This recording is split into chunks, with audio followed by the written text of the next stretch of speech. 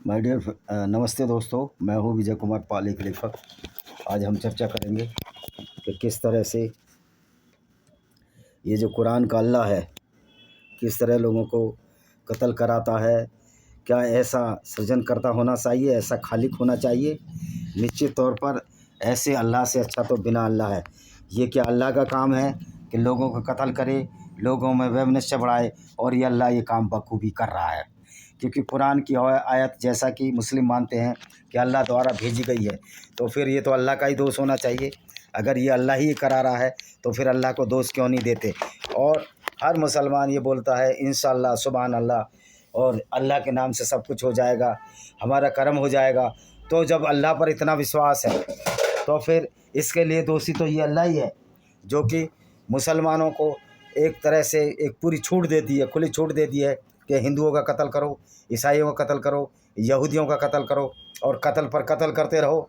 ये किस तरह का खालिक है, किस तरह का दुनिया बनाने वाला है, जो गैर मुसलमानों को कत्ल करने की छूट देता है और जानवरों का खून बहाने में अल्लाह खुश होता है। कुरान में एक आयत है कि यद्यपि जानवरों का खून मेरे तक नहीं पहुंचता, लेकिन आपकी कुर्बानी की भावनाएं मेरे तक पहुंचती हैं। यानी कि जो खून बहाया जाता है अल्लाह के नाम पर, उस खून को इसलिए मुसलमान बहा देते हैं कि वो अल्लाह को चढ़ता है। तो इसी तरह क्रिश्चियनिटी में भी है, खैर वो टॉपिक बाद की बात है। तो इस तरह का ये अल्लाह है जो खून बहाने में प्रसन्न होता है, लोगों के कत्लो गारत में खुश होता है। ये दुनिया को कैसा बनाने वाला खालिक है। ये तो एक बेहद बेकार सा खालिक है, एक बेकार सा आदमी है, एक बेकार सा क्रिएटर है। मैंने पहले भी कहा है कि वैसे ये अलग बात है कि अल्लाह नाम की कोई चीज़ इस दुनिया में नहीं है, ये मोहम्मद ने अपने फ़ायदे के लिए बनाया था। लेकिन आज हम ये मानकर चलने अल्लाह है। अगर अल्लाह है तो ये किस तरह का सृजन करता है, कितने गंदे विचार हैं इस अल्लाह के, जो गैर मुस्लिमों को गाली देता है और दूसरी जो गैर मुसलमानों को कत्ल करने की बात कहता है उनको जीने का अधिकार नहीं देता। उनको बोलता है ये बहुत गंदे हैं, नजस हैं, इनसे दोस्ती मत रखो। जब मैं कहता हूँ जब इतने गंदे हैं गैर मुस्लिम, जो कि देश की पूरी दुनिया की आबादी का 80% से ज़्यादा है, जितनी भारत में हिंदुओं की करीब करीब आबादी है उतने ही गैर मुस्लिम है पूरी दुनिया में। तो बताइए फिर इसने अल्लाह ने ये गैर मुस्लिम बनाए क्यों, ये काफिर बनाए क्यों? यानी कि इससे ये सिद्ध होता है कि अल्लाह दुनिया बनाने वाला नहीं है। अगर अल्लाह दुनिया बनाने वाला होता तो काफिर ही नहीं बनाता। लोग बड़ी दलील देते हैं कि अल्लाह तो सबको बराबर का पैदा करता है लेकिन शैतान उनको बहका देता है। तो मैं ये पूछना चाहता हूँ, ये शैतान क्या है? ये अल्लाह से ज़्यादा ताकतवर है? फिर तो शैतान की पूजा करने में भलाई है, क्योंकि जो अल्लाह की पूजा करते हैं उनके काम तो बड़े दुष्टता और नीचता और क्रूरता से भरे हुए हैं, जिनको हम मुसलमान कहते हैं। एक सच्चा मुसलमान वही काम करेगा जो इस्लाम की शिक्षा होगी, इस्लाम की सुन्नत होगी, मोहम्मद की सुन्नत होगी। तो फिर वो काम तो सारे खराब हैं। उसमें तो लूट है, पाट है, कत्लो गारत है, औरतों को बाज़ारों में बेचना शामिल है, गैर मुस्लिमों को कत्ल करना है, सरतन से जुदा के नारे लगाने हैं। तो बताइए अब मुसलमान भी बेचारा क्या करे, जब उसको ऐसा खालिक मिला है, ऐसा सृजनकर्ता मिला है, भले ही वो काल्पनिक है, जो बेगैरत है, लोगों को कत्ल कराने में उसको शर्म नहीं आ रही, वो हिंसा का पुजारी अल्लाह है।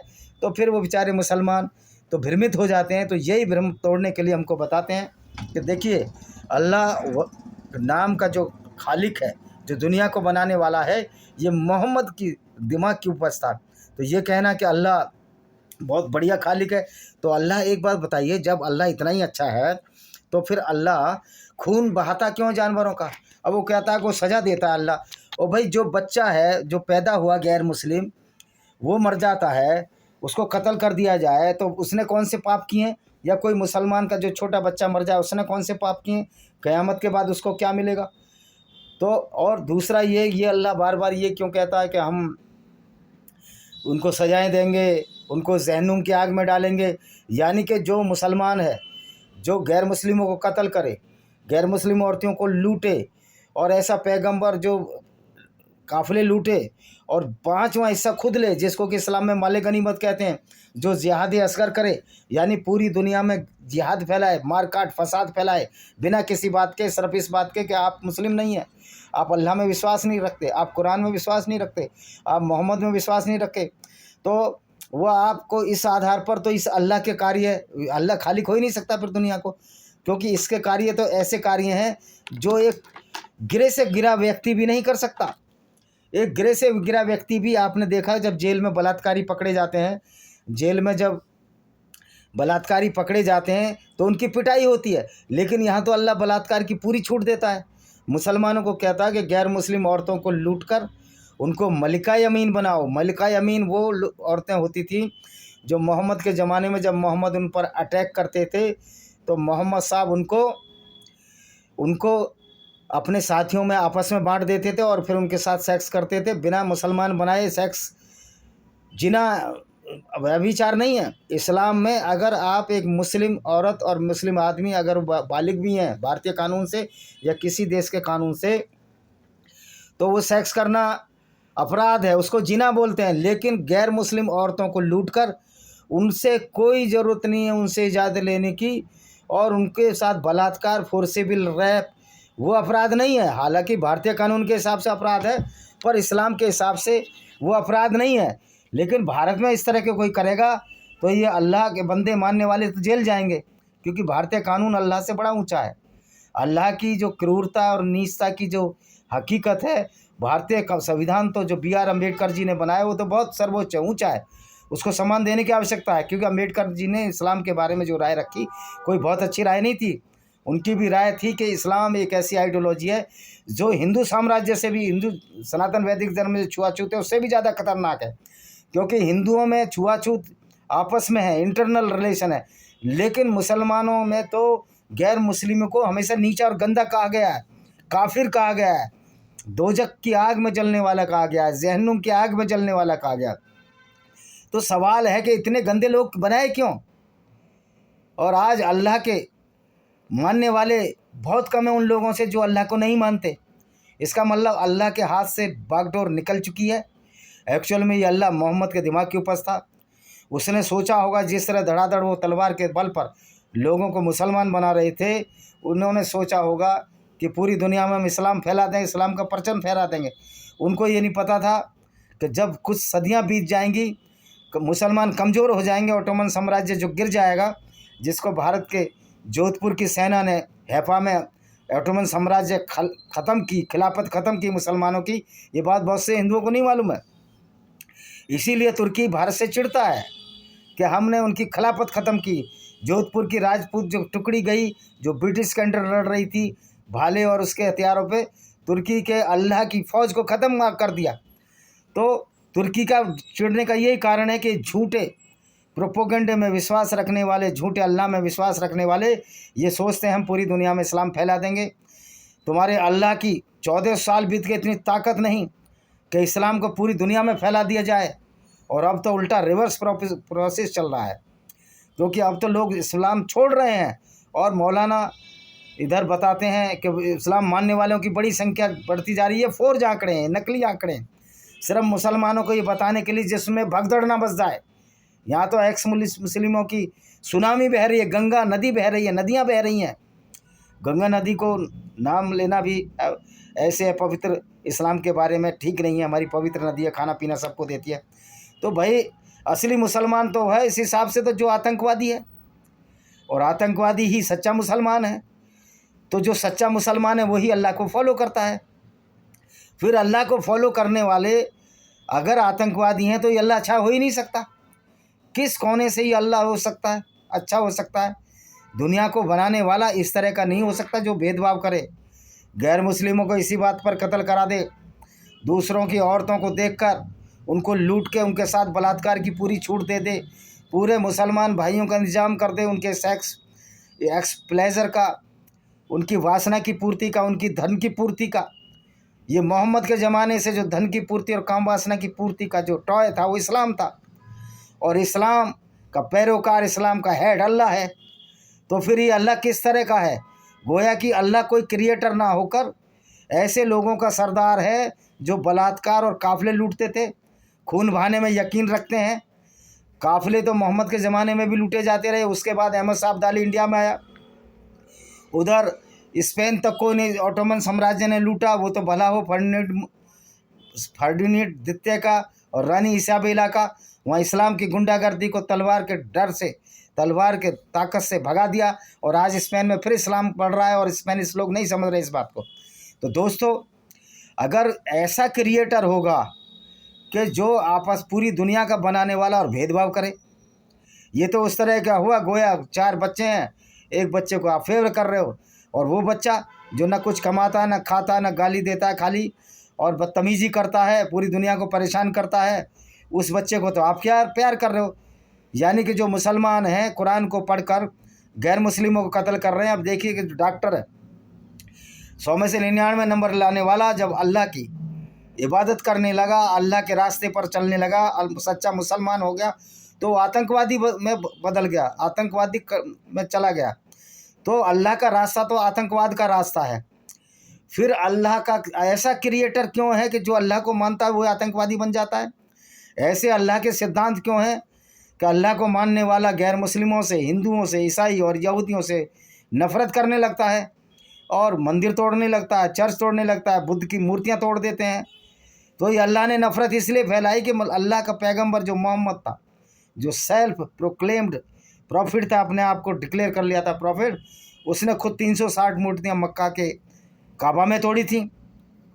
तो भाई जैसी टीचिंग मिलेगी, जैसे संस्कार होंगे, वैसा ही वो काम करेंगे। तो जब ये हवाई ही खराब है, पूरा का पूरा ख़ानदान ही खराब है, इस तरह की विचारधारा इतनी ख़राब है, तो उसका खालिक भी जो मोहम्मद ने बना वो वैसा ही होगा जो मुसलमानों को इस बात की छूट देता रहा, बलात्कार की, लूटपाट की, और उसमें से जो मेजर शेयर है अकेले पैगंबर को जाता था। लूट का 5वां हिस्सा पैगंबर को जाता था, बाकी का 5वां हिस्सा सिपाहियों को बांटा जाता था। इस तरह 5 हिस्से इसके किए जाते थे। अब ये देखिए अकेला आदमी लूट में 5वां हिस्सा खा रहा है और अल्लाह इसको पूरी छूट दे रहा है।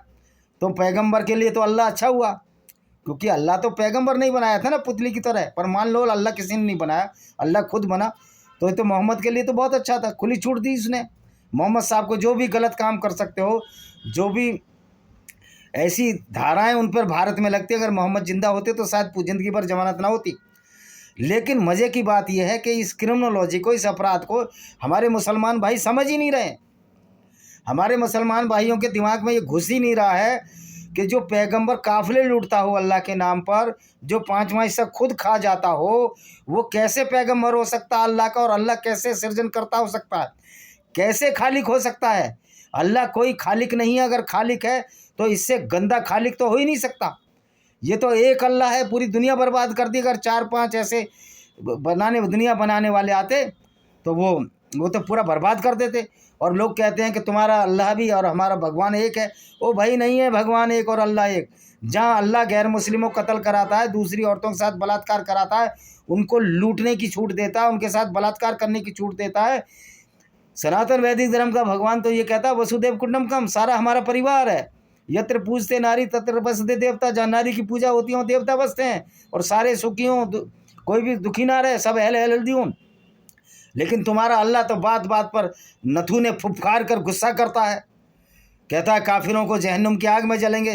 तुम्हारे अल्लाह की कोई औकात नहीं हो काफिरों को जहन्नुम की आग में जलाए, क्योंकि अल्लाह तो खुद एक दुष्ट प्रकृति का खालिक है, और दुष्ट प्रकृति के खालिक की कोई बात कभी पूरी नहीं हो सकती।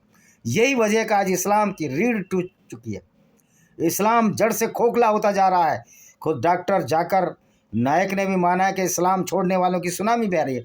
भाई कोई भी गैरतमंद इंसान, मैं मुसलमान भाइयों से पूछना चाहता हूँ, सच्चे दिल से पूछो, क्या तुम ऐसे अल्लाह की पूजा करोगे जो आपस में भेदभाव कराए, जो आपस में नफरत फैलाए?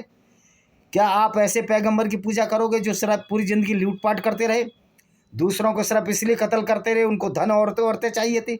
मुझे लगता है कोई भी गैरतमंद आदमी इस तरह के खालिक को और इस तरह के पैगंबर को पसंद नहीं करेगा। और जो इस तरह के खालिक को और पैगंबर को पसंद करता है, मैं लगता है कि उनका दिमाग ब्रेन वॉश हो चुका है, उनके दिमाग में भूसा भर चुका है। वो ईमान का मतलब ही अंधविश्वास है, ईमान का मतलब ही झूठ है, ईमान का मतलब ही गुंडागर्दी है, ईमान का मतलब ही दूसरों से भेदभाव करना, ईमान का मतलब ही लूटपाट है, ईमान का मतलब ही लूटपाट है, बलात्कार है, औरतों को लूटना, बाज़ारों में बेचना। ईमान का मतलब ही औरत को सेक्स टॉय, कमोडिटी की तरह यूज़ करना।